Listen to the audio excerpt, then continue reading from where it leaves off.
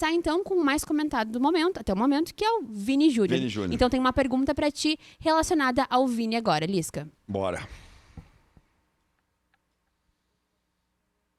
Fala, Lisca, tudo bem? Okay. Eu tinha uma grande expectativa do Ancelotti por conhecer tão bem o Vinícius Júnior, potencializar esse cara na seleção. O que mudou taticamente para que o Vini esbanjasse um bom futebol e já ter 4 gols nessa Copa? Explica pra gente aí. Bom, valeu, Keck. Beijão pra ti também. Como a gente falou, né, o treinador é o que trabalhou com ele anos, né, no Real Madrid. Desde o Real Madrid, o Vini já não joga aberto na beirada, né? Esse aberto na beirada te limita muitas vezes, obviamente pela linha lateral do campo, e facilita a marcação também, sabe, Babi? Dobras de marcação, ajudas de dentro também.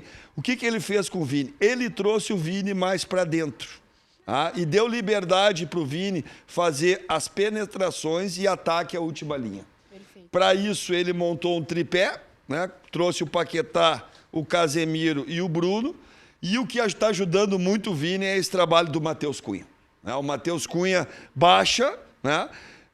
Possibilita a marcação do primeiro volante e o Paquetá salta para marcar o lateral direito. Isso faz com que o Vini não tenha funções defensivas, vamos dizer assim, muito severas, né? Ele hoje pressiona o zagueiro pelo lado direito e o goleiro, que foi exatamente como a gente fez um gol, né? Porque, e aí já vou ampliar para o Ryan, né? Por favor. O quarto zagueiro aqui, né? E hoje com o tiro de meta e com a nova regra que tu pode invadir a área, Babi, facilita muito esse trabalho de pressão. E a gente está pressionando no 3-3, ó, que é Cunha, Vini, Ryan, Bruno, Casemiro e Paquetá.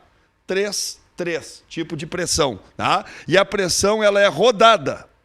Pode ver que a bola entrou no zagueiro da Escócia, o Ryan, no primeiro momento, marca o lateral. Mas ele tem a liberdade, quando ele sentir que o zagueiro baixou a cabeça ou teve dificuldade, de saltar, fechando a linha de passe para o lateral esquerdo. Tá bom? Então, se ele pressiona de frente, a bola entra. Mas tu pode ver na imagem que ele pressiona rodado, fechando essa linha de passe.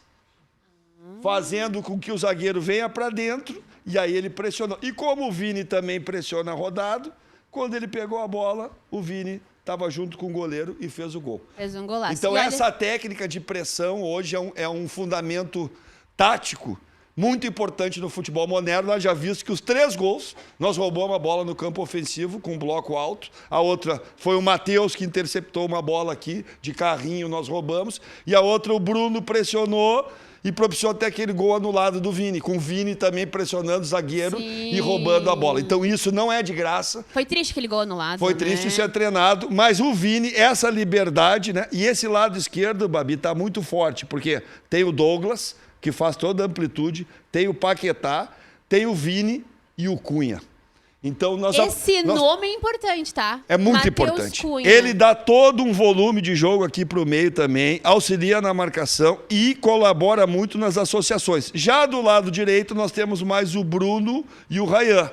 Eventualmente, o Cunha vem e, como o Zé falou ontem, o Danilo começou em alguns lances fazer a ultrapassagem, invertendo aqui o tripé. O Bruno baixa, o Danilo passa e o Ryan vem para dentro. Perfeito. Essa mecânica aqui, com um meia e 2 atacantes mais liberados, favoreceu muito o Vini também. Vamos falar de Matheus Cunha, então? Vamos. A próxima pergunta é justamente sobre ele. Escuta aí, Lisca. Tudo bem, Lisca. O Ancelotti começou a Copa do Mundo com o Igor Thiago como titular, mas rapidamente ele já mudou, né? Colocou o Matheus Cunha ali nessa posição de centroavante ou no comando ali do ataque.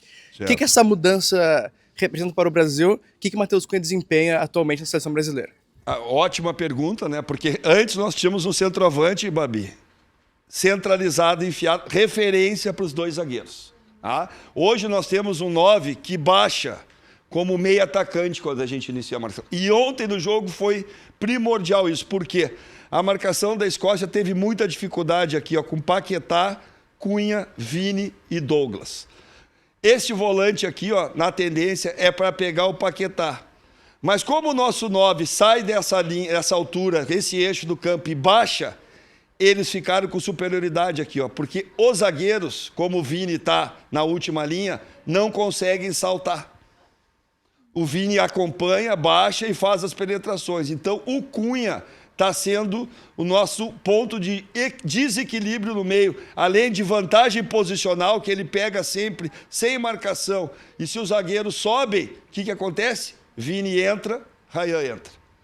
Então, essa movimentação do Cunha aqui, Cunha, Paquetá, mataram o primeiro volante da Inglaterra. Aí o lateral direito não pode sair, porque senão abre para o Douglas, o atacante tem que fechar por dentro e a Escócia não conseguiu marcar. Então o Cunha tem sido um dos grandes fiadores da nossa nova maneira de jogar. Ô Lisca, como é montar um time, e ontem a gente viu até o Danilo chegando mais, porque o Rayan proporcionou isso para ele. Sim, veio para dentro. Né? Os laterais hoje eles são importantíssimos num time. Tem time que joga em cima da capacidade dos laterais. Quando tu tem Cafu e Roberto Carlos, é uma coisa. Tu solta os dois, né, Zé? Aí tu tá Tu solta tranquilo. os dois e tranca um volante, né? É exatamente o contrário do que tem o Ancelotti. São dois laterais que, para nível de Copa do Mundo, eles são deficientes. Eu não digo deficiente tecnicamente, mas o Danilo, a idade do Danilo, teve um lance ontem. E ele nem estava jogando ali, né, Zé? Não, teve um lance ontem que eu tive a nítida impressão Que ele chegou atrasado, que, né? que ele puxou o carro para não esgaçar a musculatura. Ele deixou a bola sair na linha de fundo porque ele não ia dar aquele... Poder até perder a bola pela linha de fundo, mas esgaçar a musculatura. Aquela coisa, puxou... E ele correu o risco ali de 2 cartões, né, Zé? Também. Ele Então, correu. sabe, como é fazer um time onde teus laterais, tu não pode contar com eles como a principal jogada do time? Ah, Zé, o que ele tá usando, né? O Danilo, ele usa quase como um terceiro zagueiro, né? Ele usa mais centralizado o Marquinhos, Danilo e o Gabriel Magalhães. O Gabriel... ele tem muita facilidade de construção. Foi o melhor da zaga ontem, da defesa. Canhoto aqui, muito... cara, e como ele começa a arrastar, Zé, e o 9 deles erradamente não fechou a frente dele, ficou mais pro Marquinhos, com esse arrasto aqui, e o Douglas, ele já usa lá enfiado como amplitude. Ele não tocou muito na bola, realmente, mas ele atraiu o tempo inteiro o lateral direito da Escócia. O tempo inteiro. E aí esse corredor aqui, ó, pro Vini de dentro, pro fundo. O Paquetá ainda não está usando muito o corredor. Pode até melhorar isso. Acho que o Danilo nos daria essa opção melhor, né? Mas quando o Vini vem, o Cunha usa também. Então o Douglas não está participando tão ativamente, mas taticamente tem sido interessante no apoio. E o Danilo dá a sustentação que a gente chama hoje, Zé, do lateral base. Um lateral que vem por dentro, constrói e facilita para o movimento do Bruno e do Rayan. Tu pode ver que o Bruno ontem jogou bem mais solto, fazendo penetrações, chegando, né? Pra mim sobrou no meio-campo. Jogou bem, ontem jogou bem. Esse sistema também favorece o Bruno, né? Então, quando a gente começa a falar, Rayan jogou bem, Vini jogou bem, Bruno jogou bem, Gabriel Magalhães jogou bem. Ah, quem mais? Cunha. Cunha jogou bem. O sistema está ajudando. Sim, o grupo está se alinhando, O sistema né? está ajudando, Babi. Porque lembra no primeiro jogo? Sim, Quem que jogou bem? Jogou mal. Fulano jogou mal. Paquetá não se achou, estava aberto na direita, né? Verdade. Aí estava Igor, Thiago e Vini. Ninguém jogou bem. O sistema não ajudou. Então, quando todo mundo joga bem, é porque o sistema tático, o posicionamento ajudou e a estratégia. O que é estratégia? Tática é o posicionamento. Estratégia é os movimentos que tu vai fazer a partir daquele posicionamento. Então, ontem, tudo funcionou. Tudo funcionou e até Neymar Júnior entrou, né? Entrou que pro também. ambiente é legal, né? É interessante. É legal. A última pergunta, Lisca, pra ti nesse quadro é sobre Neymar Júnior, que a gente ainda não falou sobre, mas vamos falar agora. Certo. Utilizar o Neymar, né? E ontem ele entrou como um falso 9. Tu acha que é por aí que ele deve usar também nos mata-matas o Neymar como um falso 9? Quem é ela? Não conheço ela. Vitória Nascimento. Ô, Vitória, tudo bom? Trabalha aqui na... Trabalha aqui também? Trabalha, claro. A pergunta da Vitória foi muito boa, né? Porque ele, a princípio, entrou de falso 9, né? No lugar do Cunha. Mas quando o Neymar entrou, nós não tínhamos mais o Paquetá na meia, nesse tripé. Estava o Martinelli, aberto mais pelo lado esquerdo. Então, muda. Fica 2 volantes. O Martinelli, quando a bola está aqui, ele fecha, né? A diagonal fecha. Mas nós ficamos com 2 homens por dentro, o Neymar e o Vini lado a lado. Nós não tivemos mais o falso 9, que nem o Cunha.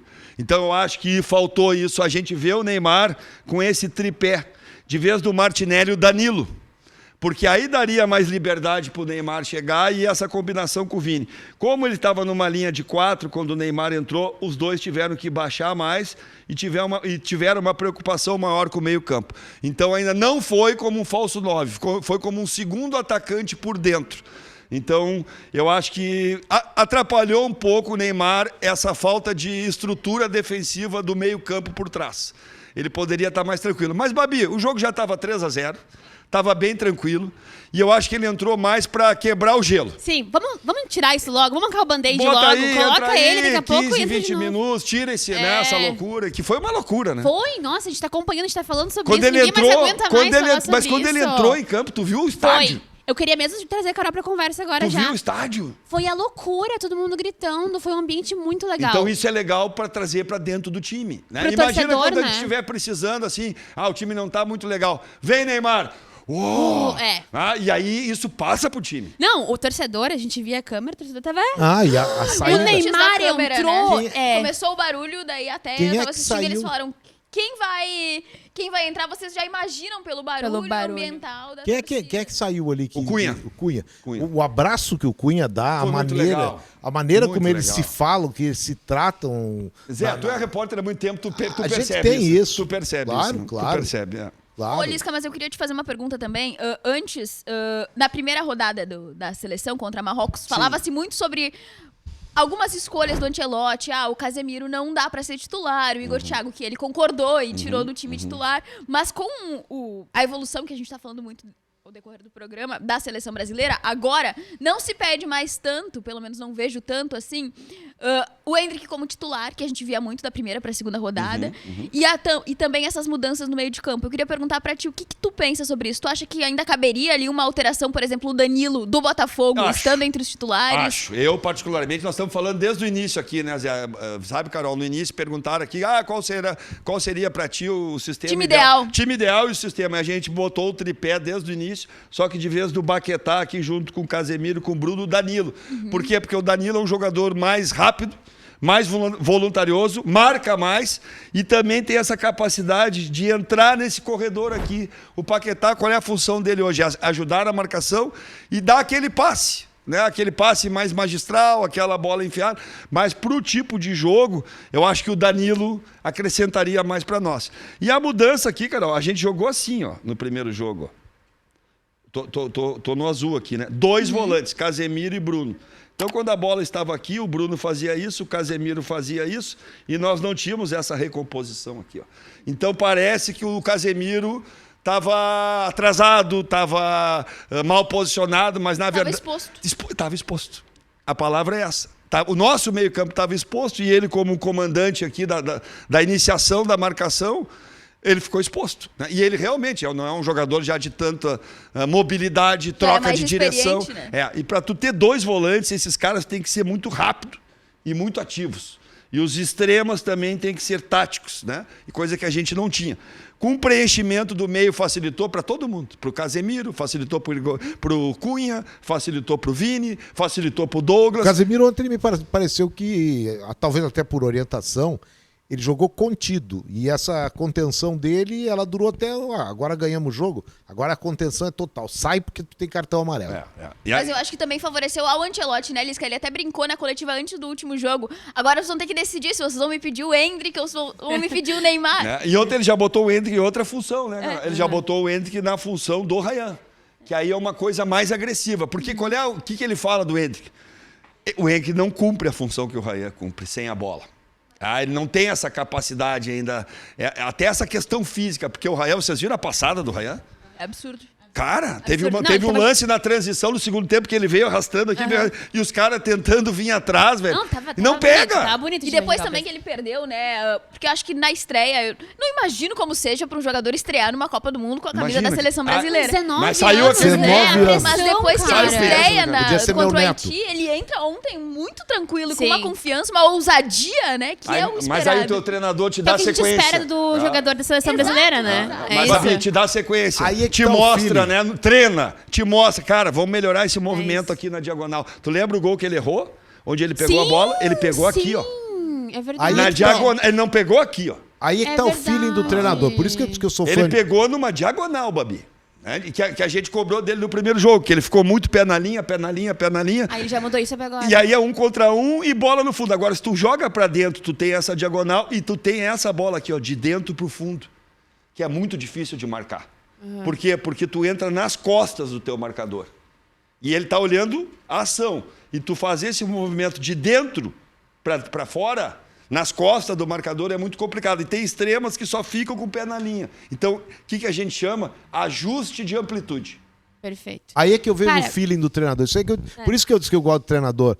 Porque, cara, eu fico muito incomodado quando diz, o Ancelotti tem implicância com o Endrick. Que implicância ele levou pra Copa do Mundo? Né, Zé? É que é bom pro meme, né, Zé? Na internet Ele levou bom pra Copa essa do conversa. Mundo. Tem vários O memes Endrick bons. teve uma queda de rendimento ainda com o Ancelotti, logo que ele chegou no Real Madrid, tudo normal, não teve problema, assim. Aí ele sai do Real Madrid, vai emprestado pro Lyon, faz uma baita temporada, e o Ancelotti, que conheceu ele lá na chegada Eu vou do Real levar. Madrid, então, jogou bem 2 partidas. Não foi aquele jogo pela seleção que escalou. Claro que não. O jogo escalou porque o Ancelotti conviveu com o Endrick.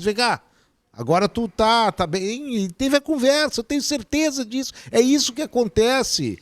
Perfeito, Sabe? Zé. E aí levou pra Copa, então não tem essa coisa de tem implicância. Não, implicância ele teria se ele chegasse na seleção e o Endrick estivesse lá por decreto. Vamos ser bem sinceros, Zé. O Endrick tá na Copa por causa do Ancelotti. Por causa do Sim. Ancelotti. Não, é o contrário. E Porque aí, ele nem tava mais assim, e aí tanto nessa- no radar, lembra? E aí o nessa Ancelotti hora- fez É questão. verdade. E a chamou ele. preferência dele, a escolha dele pelo Ryan é feeling, sabe? Da mesma forma que ele errou também o dia que botou o Ibanhas na lateral direita e puxou o Rafinha lá pro lado direito, o Paquetá.